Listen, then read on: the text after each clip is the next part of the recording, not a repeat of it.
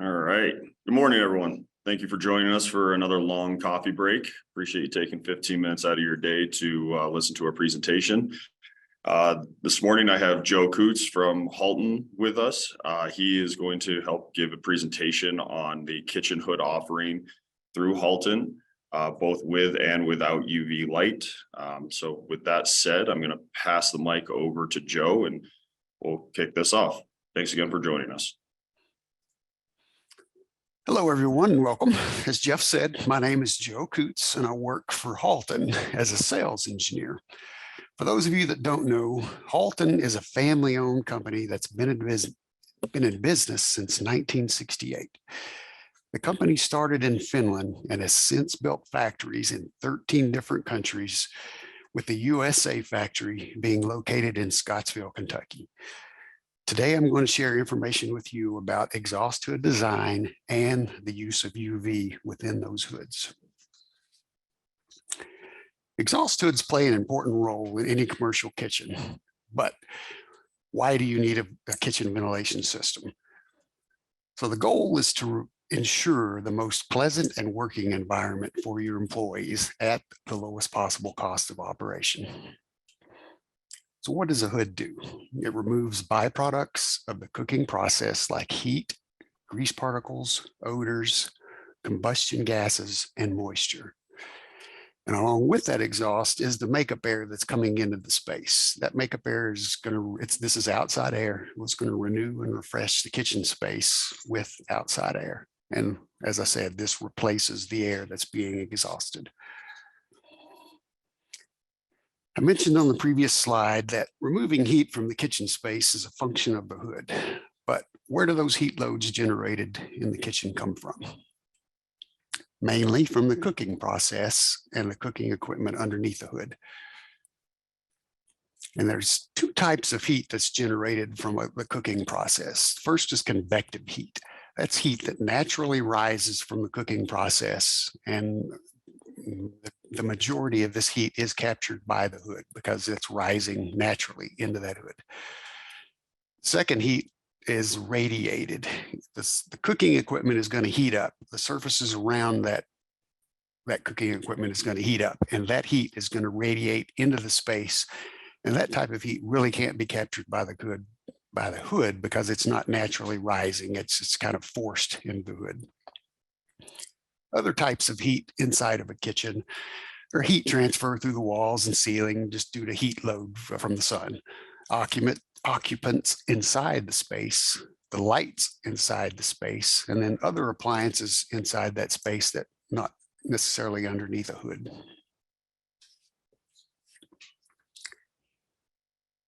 There are two different types of exhaust hoods. First is the type 1, which is a grease hood. These type hoods have to have a UL 710 listing, and that listing is just a visual capture and containment. The hoods have to be constructed to NFPA 96 guidelines, which is a fire safety. They have to conform to NSF standards, which is the National Sanitation Foundation. No cracks, no places for bacteria to grow, no seams. They have to be constructed to IMC standards, which includes an auto start and the materials that we use to build the hoods. And these type hoods must contain a UL 300 fire system, which is an ANSEL or the Amerex type system, a chemical dump that dumps directly onto the cooking equipment if there's a fire. The second type hood is type 2, which is a non-grease hood. There's no listing requirements for these hoods, not really any construction requirements. And they're mainly used over dish machines or some piece of equipment that's just generating heat only. If the cooking equipment generates grease, it must be a type 1 hood. So now that we've talked generally about hoods, let's look specifically at the Halton capture jet hood. How does it work? There's a high velocity of jet air around the perimeter of the hood that creates an induction effect that kind of pulls air into that hood canopy. This capture jet allows Halton hoods to capture at a much lower exhaust volume than our competition, typically about 30% less. This capture jet air that I'm talking about is generated by a fan that's mounted inside the hood. In the drawing to the left, you can see where it's showing the built-in fan draws in room air. So this air is pulled from the kitchen space, and it's not considered makeup air because it's not coming from the outside. The thing with Halton hoods is the lower exhaust volumes allow us to use less outside makeup air. It's very expensive to bring outside air in because you have to heat it and cool it. So with that lower volume of air, it's cheaper to operate.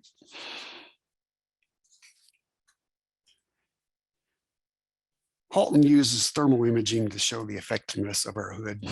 What you're going to see in these pictures I'm going to show you is heat as it rises from the cooking surface and enters the hood canopy. The hood on the left, or the hood I'm showing you now, you can see the heat spilling out of the front of the hood. There's no capture jets in use. This second picture, the capture jet fans are on, and you see the heat is being pulled and kept inside that canopy where it belongs. We don't want the heat to spill into the space, or we're just adding additional heat loads. This is another demonstration we use. It's CFD, computational fluid dynamics. You know, the red is the higher temperatures, the greens and the blues are the cooler temperatures. You can see on the left, there's no capture jets in use, so that heat spilling into the space. The picture on the right, the heat's maintained within the canopy due to those capture jets forcing that exhaust and the heat to remain in the hood.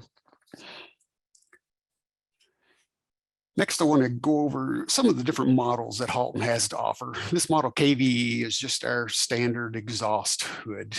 It's going to contain filters, it's going to contain lights, and it's going to contain the capture jet feature that I've talked to you about. Next model is a KVC. It's basically a KVE with a plenum mounted to the front of it. This plenum could also be rotated and mounted in the ceiling and pushing the air down. We use a 10% perforation. We want to keep that makeup air that's coming in close to that hood at a very low velocity, typically 75 feet per minute or less. This is a model KVL, which is also called a back shelf hood or a low proximity hood. These hoods are mounted close to the cooking surface, so you're allowed to have a lower exhaust volume because it just takes less exhaust to remove. The closer you are to the cooking surface, the less amount of exhaust it takes. And again, this hood has the capture jet feature also. This is a model KVM. It's a combination between a back shelf hood, a hybrid between a back shelf hood and a canopy hood. It's mounted closer to the cooking surface, but yet still high enough that your head can reach underneath it. And lastly, we have a model KVW, which is an island style hood. This is mounted out in the open space where you're going to have typically an operator on both sides of the cooking equipment. Or you could use it in a display type situation where you have customers that are looking at what the chef is doing. Hey, Joe, on that last hood there, correct me if I'm wrong, but that you can really dial in the shape and size of that hood in any configuration, correct? Yeah, well, as with any of our hoods, but in particular, if you want a nice, pretty hood, yes, we can do round, we can do oblong. If we can paint them, there's just different things we can do.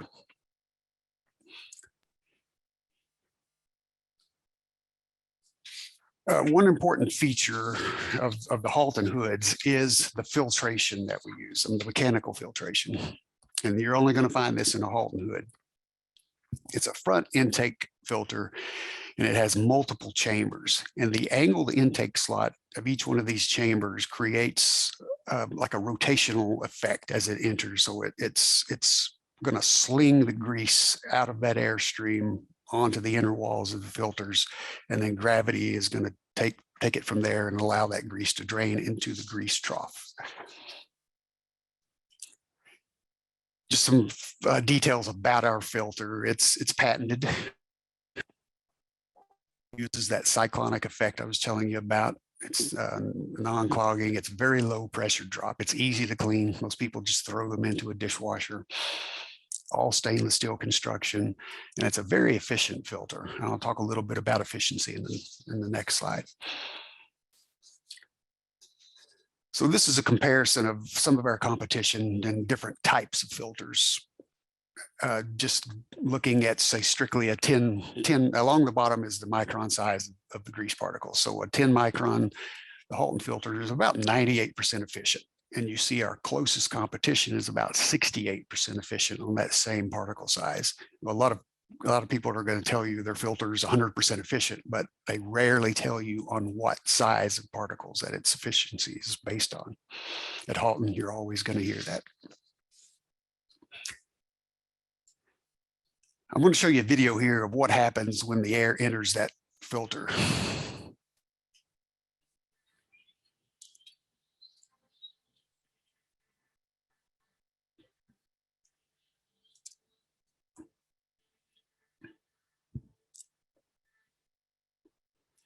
So as you can see in that video, the cyclonic effect that I was referring to, the air spins, the grease is slung to the sides and then drains down. Another feature found only in Halton hoods is the ability to read exhaust volume directly from a pressure port. There's no need for a velocity meter when you're doing balancing. So with these ports, you can take a handheld manometer, hook it up, read the pressure. We have charts available for every model hood. You take the pressure reading, and then you can correlate that into a CFM volume. Very easy to use.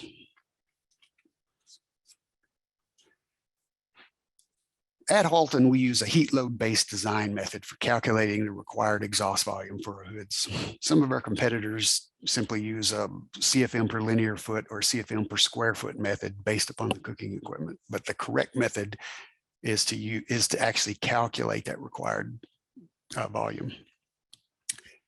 This slide shows you what that calculation method is. You take the hood, the heat being generated from the cooking equipment, and you multiply that times the hood efficiency.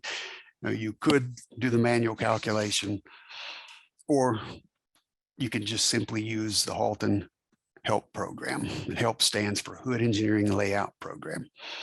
With this program, we can pick individual pieces of cooking equipment.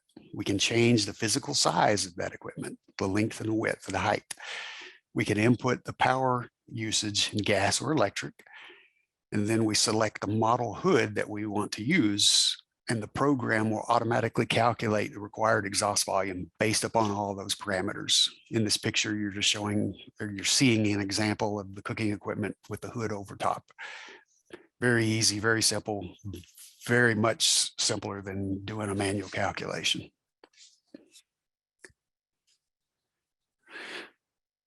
Now let's talk about UV.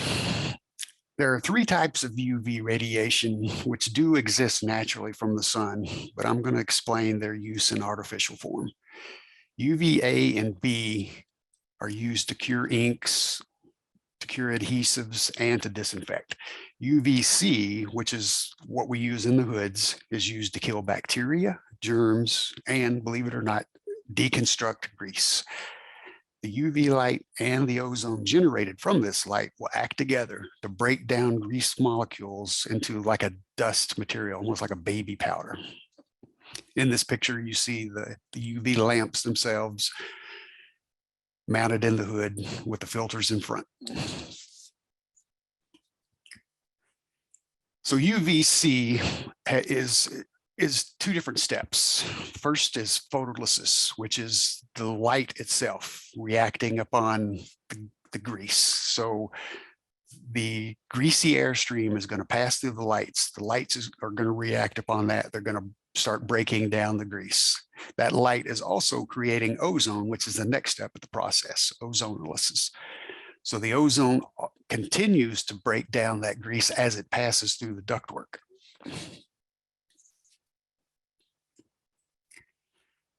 Now, with UV, mechanical filtration is crucial.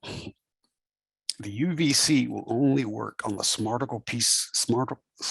particles of grease and vapor. So it's important that you remove as much of that larger particles of grease as possible. With Halton, we do that by using our KSA filter, which is the one we've been talking about. And we also add a secondary mesh filter. And what we're doing with that is just trying to remove as much of that grease as possible so that the UV is as effective as possible. Here, I want to show you just some pictures of what ductwork looks like when you don't use UV. You see the grease smeared around, and I've actually seen duct much worse than this.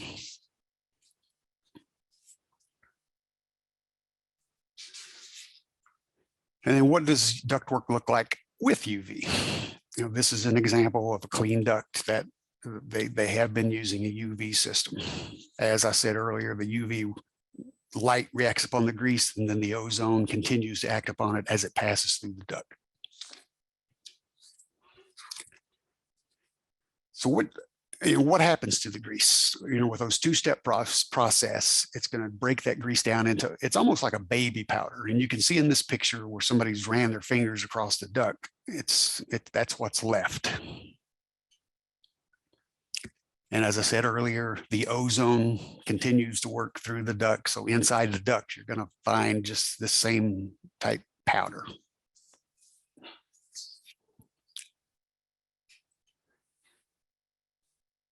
Now, I really want to emphasize the importance of maintenance. With UV, the UV lamps will become coated with grease over time, no question. Even though the UV is operational, the grease is just overpowering, and it will coat those lamps. And if the lamps are not clean, the light cannot act upon the grease particles, and the ozone will not be generated. So that two-step process will not happen if you don't keep those bulbs clean. When you're speaking with customers about using UV, make sure that they fully understand the importance of this maintenance. And what is the maintenance? So here you're seeing this technician pulling the UV cassette out. That cassette is going to have 6 lamps inside it. And the idea is that those lamps are crystal clear at all times. So if you pull that lamp cassette out, needs to be clean. Hopefully it's just a matter of using a degreaser with a wet cloth to wipe those off. If it gets a little more baked on, you might have to use an alcohol to get those bulbs back to their cleanest that they can be. And of course, you also want to clean the primary and secondary filters as needed, because again, you want to remove that grease as much as possible, get rid of it, so that it's not building up onto those lamps.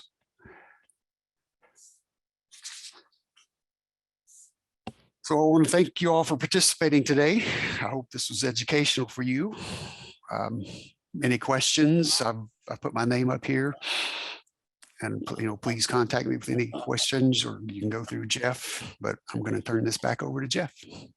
All right, Joe. Hey, thank you very much. I appreciate you taking the time today to walk us through everything. Yeah, if you do have any questions, feel free to reach out to your long representative. We can absolutely help you through the selection process or anything else that you may need. Thank you for joining us today on this coffee break, and we look forward to seeing you next week. Enjoy the rest of your day. Thank you.